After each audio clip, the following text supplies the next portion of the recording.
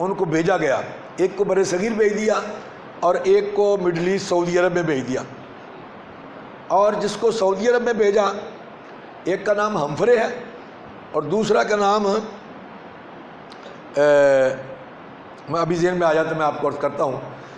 اس کو جب بھیج دیا، مقصد یہ تھا کہ مسلمانوں میں ایک ہلچل پیدا کی جائے، اور کیونکہ اس سے جب پیچھے جا کے اس کا تعلق آپ جوڑیں گے نا، تو انگریز جب اس ملک میں آئے تو انہوں نے اسی وقت 400 افراد کو بھیجا تھا کہ جا کے وہاں جائزہ لیں، اور انہوں نے جا کے رپورٹ جو بنائی، اس رپورٹ میں 3 نکات تھے۔ وہ 2 نکات تو خیر اس سے متعلقہ نہیں ہے، پھر کسی وقت کسی اور موقع پر عرض کروں گا۔ تیسرا نقطہ جو تھا وہ یہ تھا کہ بر صغیر کے مسلمانوں کی جو اکثریت ہے، یعنی 99% یا 95% لوگ جو ہیں وہ روحانی پیشواؤں کے ماننے والے ہیں، بزرگوں کے ماننے والے ہیں، پیروں کے ماننے والے ہیں۔ آج کل تو پیری مریدی بھی ایک کاروبار بن گیا نا، لیکن یاد رکھیں انہوں نے کہا کہ وہ بزرگوں کے ماننے والے ہیں۔ اب انگریز کے لیے بڑا آسان ہو گیا، انہوں نے ہر چیز کا ایک حل بھی پیش کر دیا۔ جو افراد بھیجے تھے، رپورٹ آج بھی موجود ہے، اس میں انہوں نے لکھ دیا کہ اگر ان میں فرقہ واریت پھیلائی جائے، آپس میں ان کو تقسیم کر دیا جائے، آپس میں ان کو تقسیم کر دیا جائے، تو حکومت برطانیہ کو بڑی کامیابی حاصل ہو سکتی ہے۔ ٹھیک ہے جی۔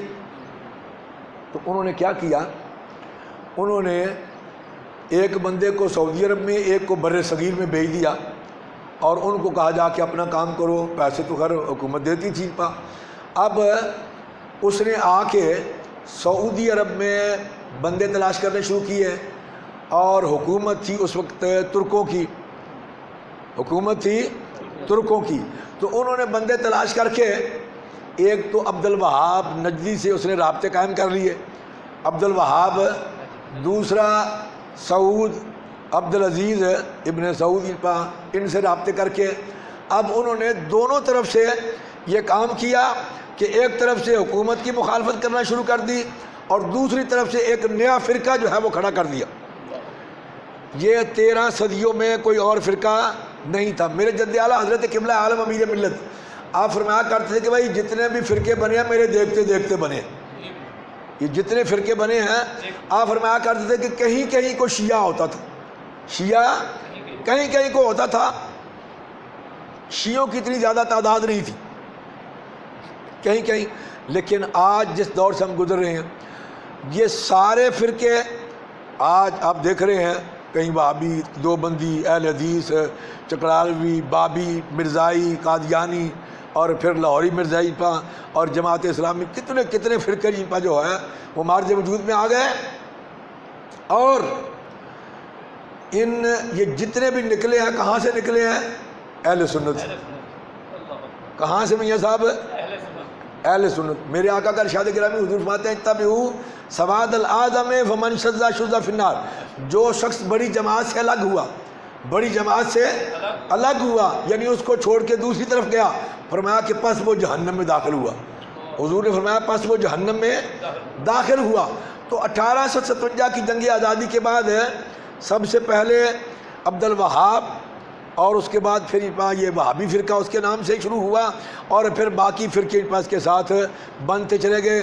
آج کے دور میں دیکھیں تو اور بہت سے فرقے جو ہے وہ جنم لے رہے ہیں، مارز وجود میں آ رہے ہیں۔ نام لینا اس وقت مناسب بھی نہیں ہے اور موقع محل بھی نہیں ہے۔ آپ سمجھدار لوگ ہیں، پڑھے لکھے لوگ ہیں، زیرک انسان ہیں، سمجھتے ہیں، جانتے ہیں کہ کتنے فرقے آج کے دور میں نئے نئے پیدا ہو رہے ہیں۔ آپ دیکھ ہی رہے ہیں، سن رہے ہیں گفتگو۔ 1400 سال سے تو یہی تھا کہ حضرت سیدنا امام حسین علیہ السلام نے جو عظیم قربانی پیش کی، جس کی مثال دنیا میں نہیں ملتی، عظیم قربانی پیش کی۔ آج کا مولوی جو ہے اس کو کس نسبت سے اور کس تعلق سے جوڑا ہے؟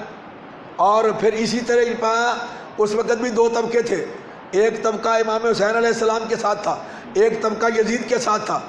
ٹھیک ہے جی۔ آج بھی یزید کی اولاد اور یزید کے ماننے والے وہ اس کو جناب بڑھا چڑھا کے پیش کر رہے ہیں، آپ کے سامنے ہے، کسی کا نام لینے کی ضرورت نہیں ہے، آپ کو پتہ ہے سب۔ حضرت گرامی عرض یہ کر رہا تھا کہ ہم جس دور سے گزر رہے ہیں یہ بڑا پریشانی کا عالم ہے۔ آج آپ دیکھ رہے ہیں 14 صدی